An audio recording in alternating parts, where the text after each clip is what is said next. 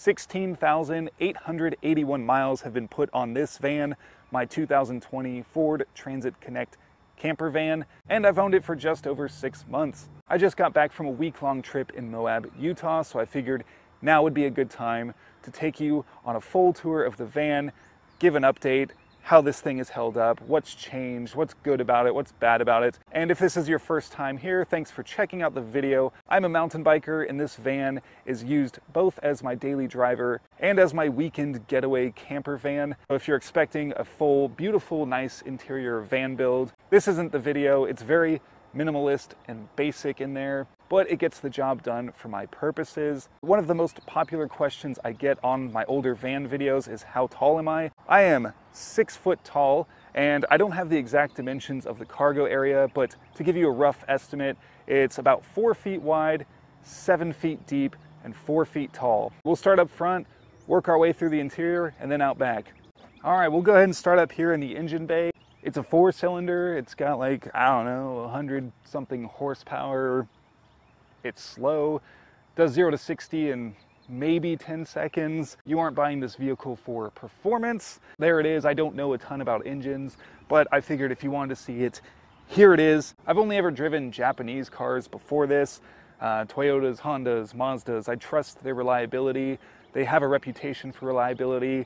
Ford, not so much. They're not the worst vehicles on the road, but they're also not known for their outstanding reliability. So I was a bit concerned purchasing a Ford, but when it comes to small cargo vans, there aren't a ton of options, and this was the lesser of 2 or 3 evils. I also bought it brand new so I could get that warranty just in case there were any issues with this. In the almost 17,000 miles I've had this vehicle, I haven't had any major issues. There just are some weird glitches or quirks, whatever you want to call them, and I'll touch on those right now. The biggest issue I've had with this vehicle is actually the windshield washer fluid. I've had to fill it like 4 times. My windshield hasn't been that dirty that I just use it all the time, but I looked in my garage and there's no fluids on the ground, so I don't know where this windshield washer fluid is going. I haven't seen any leaks in the engine bay, but there's been a few instances where I go to clean my windshield and there's just nothing there, and I never know why. One other issue I had was a one-time occurrence. I was backing out of my driveway and a warning light flashed on about coolant, I believe. It came on so fast I didn't even get a chance to read it. And then a warning light came on that said shift the vehicle into park, and before I could even do that, it just shut off completely. I don't know what happened. The temperature gauge was fine. I parked it, let it sit for a while, checked the coolant levels. Everything was normal, and then I fired it back up like a few hours later, and it was perfectly fine. It hasn't happened since. I don't know if it's just like a sensor that went wonky, but that happened. Luckily, it was just in my driveway instead of on the highway or something like that. And one other glitch it had was when I was driving to Tennessee for a trip. It was very late at night. It was dark. It was raining. I was driving less than 30 miles per hour on a city street, and the vehicle collision assistance warning went off, and it applied the brakes for me, kind of jerked the steering wheel a little. I don't know why it did that. There was nothing in the road. I was paying attention. And again, it's one of those things that hasn't happened since. It was just that one time. I don't know what to tell you. If those things have already happened in the first 16,000 miles, I don't have a lot of faith for this as it gets older. One final thing I'll note up front is the headlights on this aren't very good. They're standard halogen bulbs. They're not very bright. The brights aren't very bright. I believe you can get HIDs as an option on this vehicle. That's an option I couldn't find on many of these. I think most companies want to buy this as cheap as possible. You get a seat belt, and that's it. Another question I got a lot on my older videos was about these, the window coverings I bought. I'm actually kind of disappointed with these. They're supposed to be, you know, custom made for this van, and they're just suction cups. My issue with them is they're starting to tear a little bit around where the suction cup goes through. But the biggest issue I've had is this one. It's always the one on the end. It doesn't stay stuck as good as it did when I first got them. If I had to do it again, I would just make my own out of Reflectix because this is kind of a pain. I woke up plenty of times in Moab with this sticking off. You want privacy while you're sleeping in there, so having a quarter of your window exposed isn't ideal. So these are kind of expensive, and I'm a little disappointed in the quality. The suction cup on the end of the passenger side window is even worse. I lick it, I wet it. I found if you kind of like push and twist it, it sticks a little bit better. I still think I'm going to replace these with just Reflectix and cut them out myself and get them to stick in there nice and tight so there are no gaps and, you know, no one's watching me sleep in there. This vehicle does come standard with auto start stop, but it's actually never done it. There is a button here on the dash where you can manually turn it off. I don't mess with it and it's still never turned off. And I wanted to test it on the drive over here, so I stopped at a stop sign and it said engine on due to vehicle charging. I don't know what that means. I thought maybe it's because my phone was plugged in. I unplugged my phone, unplugged my iPod. Yes, I still use an iPod. Nothing was plugged in. I stopped at the next stop sign and I got the exact same message. Engine on due to vehicle charging. Never actually heard this engine shut off at a stoplight, but I personally don't care because I don't want that feature. I did use the manual mode on the transmission for descending down some steep mountain roads. It's an 8-speed automatic, no CVT here, which was a big selling point for this van compared to the Nissan, which uses a CVT, and I've heard that's kind of trash. One option this van does have and that I wanted is the Ford Sync system, and it's glitchy at best. I have an Android phone, so I use Android Auto with this. I love having my maps up on the screen, and it's mostly functional. There's just a few times where you're just driving along and OK Google will beep without you saying anything. It pauses my music and then it goes bloop, bloop, like that, and then just sits there silent for a moment like you asked it to do a command, and then it realizes you're not saying anything and it goes back to what it was doing. I love it when it works, but it's an inconvenience when it doesn't work. One thing that kind of drives me nuts is every time I start the vehicle, the screen asks, oh, an update is available. Connect to a Wi-Fi network to update now. I usually just hit no because, you know, I'm out driving and I don't have a Wi-Fi network. But the other day I was sitting in my garage, I was like, I'm tired of seeing this update. So I connected to my house Wi-Fi. I went into updates to see if there's one available and nothing. So I was like, okay, maybe it just automatically updated when I connected to the Wi-Fi. And then the next time I started the vehicle, it says there's an update available. Maybe I'm just not tech savvy enough to deal with it, but it's frustrating. I don't want to see that every time I start the vehicle. I don't know what's on that update, but I may never know. Okay, so here we are in the back of the van now, and as you can clearly see, it's an awful mess in here. A big question I often get is, what about going to the bathroom? Do you use the bathroom in the van? No, I try to avoid that because it is very tight in there and I don't like to where I sleep. And because this van isn't something I live in, I use it to get to mountain biking destinations. I normally just pay to sleep at a cheap campground or someplace that offers bathrooms, but I did end up buying a bucket, a shit bucket. I just grabbed some extra bags, some wet wipes. You can figure out the rest. Luckily, I didn't have to use this. This is really only here for emergencies. Look, the tag's still on it. I don't want to have to use this. And then on my drives, I normally park at Walmarts and sleep there. I just go into the bathroom right before they close, do whatever I gotta do, and hope I don't have to wake up and go in the middle of the night. That one's almost empty, so I would have just poured it out and pissed in that, but luckily I didn't have to. You know, simplicity.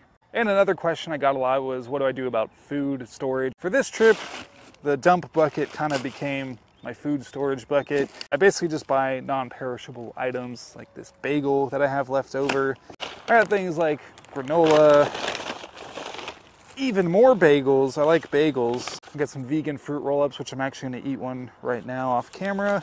And then, you know, energy bars, stuff like that for riding. I did have apples, bananas. I'd also buy ready-to-eat fruit and oat bowls. They're actually really delicious and a pretty good breakfast. These trips, the focus is mountain biking. I'm not too concerned about preparing a nice meal in the morning. I don't have a cook set. I don't worry about making food.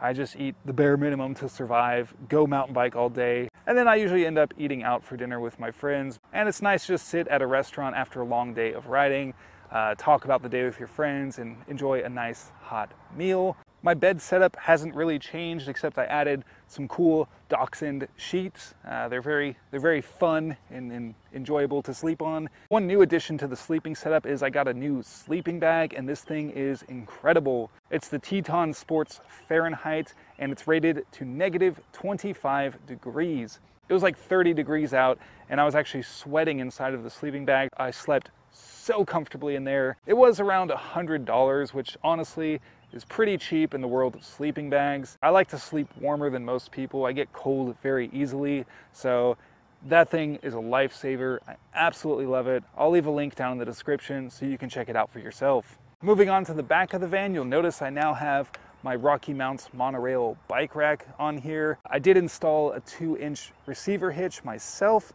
It was super easy. It's just 4 bolts. There's no drilling required. Don't pay someone to do it. The great thing about having this on here is I can put my bike on here when I'm sleeping, as long as I'm somewhere safe and that I trust. At our campground in Moab, I left my bike on this the whole time and locked it up, and then backed it into our campsite where no one could really access it. If I'm sleeping at a Walmart, the bike is definitely inside the van with me. I would definitely wake up if someone was messing with it or trying to unlock my bike while my head is right here on the other side of this window. And I would come out, I'd carry a knife in there, and I would stab a guy for my bike. Please don't try to steal my bike. Actually, I probably wouldn't stab anyone. I would just show him the knife and make a Crocodile Dundee reference. Oh, no, that's a knife. And, you know, he'd obviously be scared and run away. I also brought this rack on the trip so we could do shuttled runs with my friends.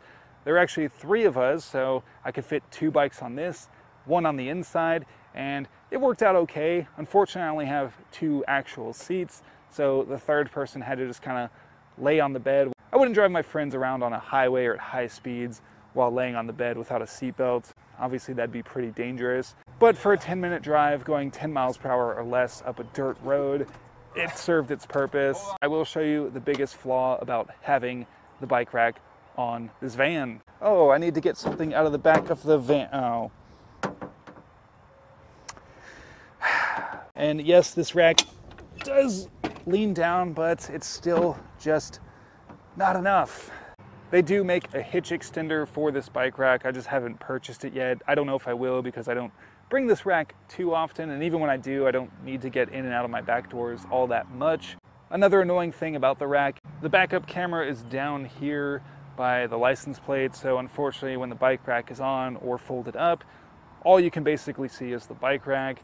I wish they would have just put the backup camera somewhere a little bit higher so it can shoot down over it. Speaking of shuttling, I'll show you how we got the third bike in and out, because as you saw, the back doors don't open. Luckily, you can slide the bike out the side door here.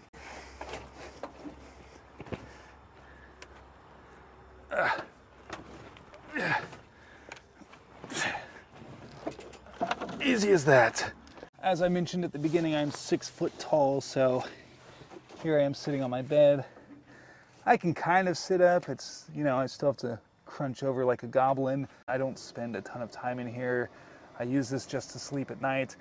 During the day, I'm out mountain biking, doing something I enjoy. And yes, I just kind of like get dressed sitting here. I'll either lay down and slip my pants off and put some new ones on or whatever, you know. I can easily take my shirt off in here. I'm not going to do that for this video. It's cozy in here. I have my shelves right here next to me so I can put my phone in there. I set my keys on this hook. My fan is right there by my feet, blowing nice cool air on me if I need it. And if I need to exit, I can easily put my feet out the right door, or if my bike's not in here, I can sit up and exit right here. This bed is incredibly comfortable. I actually sleep better on this bed than I do the bed at my house. I think it was like $150, well worth the investment. Here's the view from the other door. Say my bike is in there, we'll just have to pretend, use our imaginations. When I want to go to sleep, there's clearly a platform here that you can't see because I didn't frame this very well, but I basically just kind of crawl up in here. Normally, once I get to this position, I can close the door. I just keep my feet close to me, and then I drop my shoes down on the platform right below me so I don't get any dirt or gross stuff on my bed. And then if I need to get out, my shoes are right there where I want them. Just like that, like a slip and slide, I'm out and ready to take on the day. I really like this thing, despite the issues that I talked about earlier. Nothing major has happened where oh, I hate this van, I can't stand it. You definitely make compromises in such a small vehicle if you're planning on doing what I do with it. If you were planning on doing this more full-time or maybe with a second person, I would definitely recommend getting a larger Transit, Sprinter. But if you're like me and you're going somewhere to do a hobby rather than enjoy the camping experience, this was the best and most affordable option I could think of. This thing is easy to drive, it's comfortable, it's good on gas, it serves its purpose. To me, it's just the perfect mountain bike vehicle. As long as you're not going to treacherous off-road destinations, this van should be fine. So almost 17,000 miles in this van. Here's to another 17,000 and beyond. So there you go, that's everything I could think of off the top of my head about the van. If you do have any questions or something that I missed that you are dying to know, please let me know down in the comments. I'll do my best to answer them for you. I'm pretty stoked on this van. I still love it. I still love driving it. I don't care if I look like a creeper. I get a lot of jokes about it, but whatever. It saves me money on trips and I'm happy with it. So that's all that matters. Thank you so much for watching. In the next couple weeks, you will see some mountain biking videos from Moab, so stay tuned for that. And until the next one, stay rowdy within reason.